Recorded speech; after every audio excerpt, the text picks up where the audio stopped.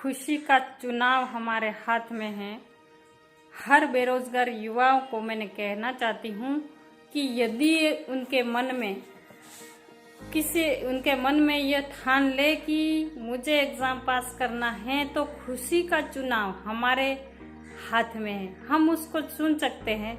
जैसे एक मनोविज्ञान से जुड़ी एक प्रोफेसर ने कक्षा में एक गिलास जो पानी से भरा था उसको पकड़ रखा था और सभी बच्चों को पूछा कि इस गिलास का वजन कितना है, तो उसके आंसर अलग अलग आए। किसी बच्चे ने कहा 50 ग्राम, किसी ने कहा 100 ग्राम, किसी ने कहा 200 ग्राम। तो उनके अलग अलग प्रकार के उत्तर आए। तब उन्होंने कहा कि यदि मैं इस गिलास को 1 सेकेंड के लिए या 1 मिनट के लिए हाथ में रखती हूँ तो यह गिलास मुझे हल्का लगेगा, लेकिन यदि उस गिलास को मैं पूरा दिन पकड़ के रखती हूँ तो वह मुझे कार्य कठिन लगेगा, शायद मेरा हाथ दुखने लग जाए। उसी तरह से हमारी समस्याएं भी उसी तरह से हैं। यदि हम समस्या को एक पल के लिए सोचे तो वह हमारे मन के बाहर हम उसको निकाल दे तो वह खत्म हो जाएगी।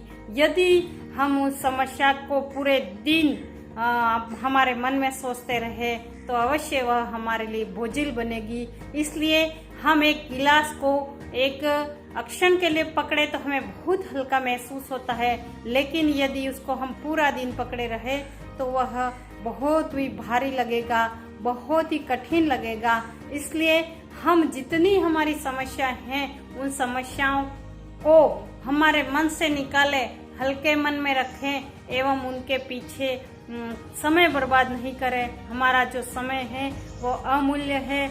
हर पल किताबों को पढ़ने में, हर मिनट और हर सेकेंड और हर घंटा यदि यही सोचे कि उस किताब में उस पृष्ठ पे क्या लिखा था। बहुत ही सरल राजस्थान जीके हैं और राजस्थान जीके का अगर बार बार अध्ययन करेगा विद्यार्थी रीट में तो उसमें राजस्थान जीके 60% तक आ सकता है। तो 60% मिनिमम, यदि 60% अध्ययन 60% के हिसाब से करेगा तो 55% वह अवश्य टारगेट को पार करेगा। एवं उसमें सामान्य साइको आती है, तो उस तरह से उसका टारगेट सिलेबस को हाथ में रखते हुए और अपने समय की पाबंदी के अनुसार यदि कोई भी कार्य करे तो वह कार्य असफल कभी नहीं हो सकता, कभी नहीं हो सकता, कभी नहीं हो सकता। बहुत सारे मोटिवेटर आते हैं और मोटिवेशन हम सुनते हैं।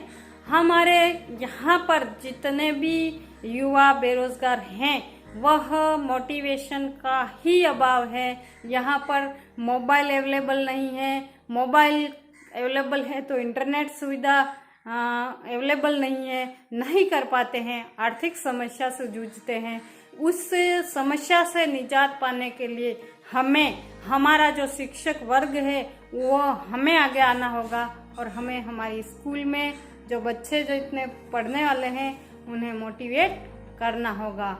इस तरह से जितने भी बेरोजगार युवा, यदि उनके मन में यूँ होगा कि यह मैडम जो हमें बोल के सिखा रहे हैं यह वास्तव में सही है और हम उनके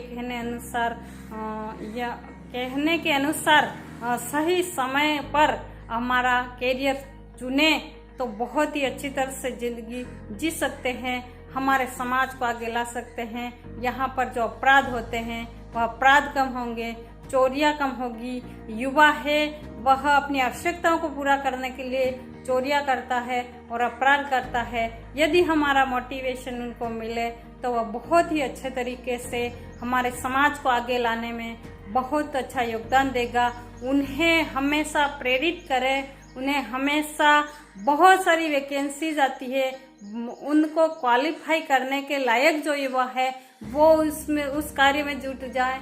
एवं जो युवा दूसरा जो हमारे व्यवसाय बिजनेस से संबंधित काम कर सकते हैं वो बिजनेस करें और उनको आगे लाने में हमारा ही योगदान जरूरी है। हमारा जैसे भी हम उनके जीवन में योगदान दे सकते हैं, या तो मोटिवेट के रूप में भी हम उनको योगदान दे सकते हैं और उनको आर्थिक रूप से कोई सहायता मिल रही है तो उसके बारे में हम जानकारी दे सकते हैं। इस तरह से हमारे युवा वर्ग को, हमें बेरोजगारी को खत्म करने में देश में सरकार ही जिम्मेदार नहीं है, जो कि बेरोजगारी बढ़ रही है। बेरोजगारी बढ़ रही है उसके जिम्मेदार हम ही हैं, क्योंकि हमारे क्षेत्र को आगे लाने के लिए हम कभी नहीं सोचते कि हम नौकरी कर रहे हैं तो हमारा परिवार का, मेरे भाई का या मेरे बहन का या मेरे रिश्तेदार का या मेरे गांव का कोई भी जो बेरोजगार युवा किसी भी समस्या से जूझ रहा है, उस समस्या को मैं हल करने में मेरी किस प्रकार से मदद हो सकती है, इस तरह की सोच हम हमारे मन में नहीं रखते। इसलिए हमारा समाज पिछड़ रहा है और आगे भी पिछड़ेगा, जो कि हमारे मन की मानसिकता यह हो जाती है कि मुझे मेरे परिवार को आगे लाना है, बस परिवार तक सीमित रह जाते हैं। हम हमारे समाज के लिए कुछ नहीं कर पाते हैं, इसलिए हमारा समाज गर्त की ओर बढ़ता है। हमारे शिक्षकों का बहुत ही अच्छा योगदान इस युवा वर्ग को बेरोजगारी को मिटाने में, अपराधों को कम करने में हमारा योगदान बहुत अच्छा रह सकता है, यदि हम सक्रिय रूप से कार्य करें। इसी तमन्ना के साथ में मेरे स्पीच को मैं बंद करती हूँ। थैंक यू, धन्यवाद।